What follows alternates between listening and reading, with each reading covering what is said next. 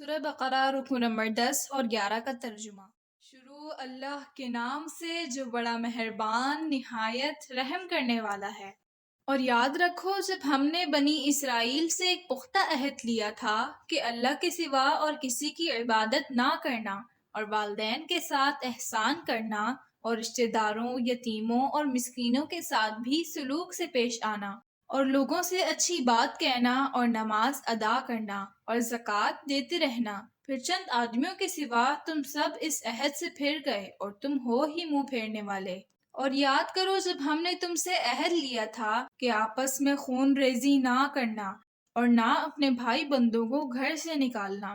پھر تم نے اس کا اقرار کیا تھا اور تم اس کی شہادت بھی دیتے ہو،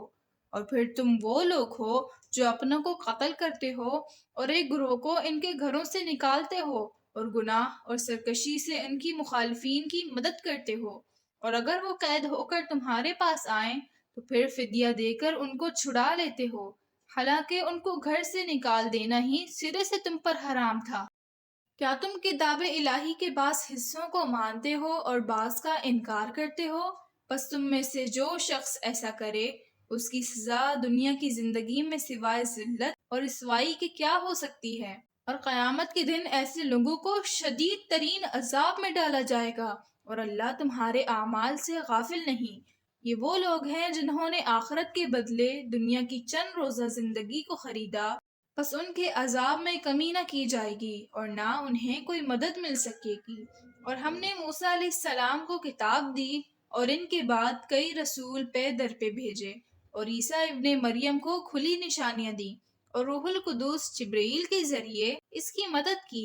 کیا یہ تمہاری عادت ہو چکی ہے کہ تمہارے پاس کوئی رسول تمہاری مرضی کے خلاف کوئی حکم لے کر آیا تو تم نے سرکشی کی؟ پھر کچھ انبیاء علیہ السلام کو تم نے جھٹلایا اور کچھ کو تم نے قتل کر دیا۔ اور یہود کہتے ہیں کہ ہمارے دلوں میں پردہ ہے، نہیں بلکہ اللہ نے ان کے کفر کی بدولت ان پر لعنت کر دی ہے، یہ بہت کم ہی ایمان لائیں گے۔ اور جب ان کے پاس اللہ کی طرف سے وہ کتاب آئی جو ان کتابوں کی تصدیق کرتی ہے جو ان کے پاس موجود تھیں، اور جس کی امید پر یہ لوگ اس کے نزول سے پہلے کافروں کے مقابلے میں فتح و نصرت طلب کیا کرتے تھے، پس جب ان کے پاس وہ ہدایت آ پہنچی جس کو وہ پہچان گئے تو اس کا انکار کر دیا، پس کافروں پر خدا کی لعنت ہو۔ کیسی بری چیز انہوں نے اپنے جانوں کے بدلے خرید لی ہے، اور وہ یہ کہ اپنی سرکشی کی وجہ سے اس ہدایت سے انکار کر دیا جو اللہ نے نازل کی تھی، صرف اس حسد کی بنا پر کہ اللہ اپنے بندوں میں سے جس پر چاہتا ہے فضل نازل کر دیتا ہے،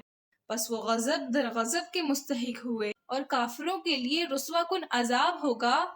اور جب ان سے کہا جاتا ہے کہ جو کچھ اللہ نے نازل کیا ہے اس پر ایمان لے آؤ، تو کہتے ہیں کہ جو کچھ ہم پر نازل کیا گیا اس پر تو ایمان لائیں گے، اور اس کے سوا جو کچھ ہے اس سے انکار کرتے ہیں، حالانکہ یہ قرآن سچا ہے، اور جو کچھ سابق آسمانی علم ان کے پاس ہے اس کی تصدیق کرتا ہے۔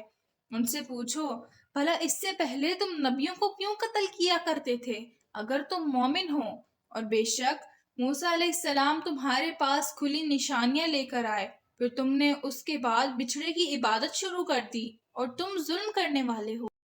اور یاد رہے جب ہم نے تم سے ایک پختہ عہد لیا تھا اور تم پر کوہ طور کو اٹھا کر معلق کر دیا تھا اور حکم دیا تھا کہ جو حکم ہم نے تم کو دیا ہے اس پر سختی سے کاربند ہو جاؤ اور خوب سن لو۔ انہوں نے کہا ہم نے سن لیا لیکن مانتے نہیں، اور ان کے کفر کی وجہ سے بچھڑے کی محبت ان کے دلوں میں رچ بس گئی تھی۔ اے نبی صلی اللہ علیہ وسلم کہہ دو کہ تمہارا یہ ناقص ایمان تمہیں بہت ہی برا حکم دے رہا ہے۔ اگر تم واقعی مومن ہو کہہ دیجئے کہ اگر آخرت کا گھر اللہ کے ہاں دوسروں کے بجائے تمہارے لیے ہی مخصوص ہے تو ذرا موت کی آرزو تو کرو اگر تم سچے ہو، اور یاد رکھو وہ اپنے ان برے اعمال کے سبب جو ان کے ہاتھوں سرزد ہوئے ان کی ہرگز آرزو نہ کریں گے، اور اللہ ظالموں کو خوب جانتا ہے۔ اور یقیناً تم ان اہل کتاب کو تمام لوگوں سے بڑھ کر زندگی کے حریص پاؤ گے، بلکہ مشرکوں سے بھی زیادہ۔ ان میں سے ہر ایک یہی چاہتا ہے کہ کاش اس کی عمر 1000 برس کی ہو،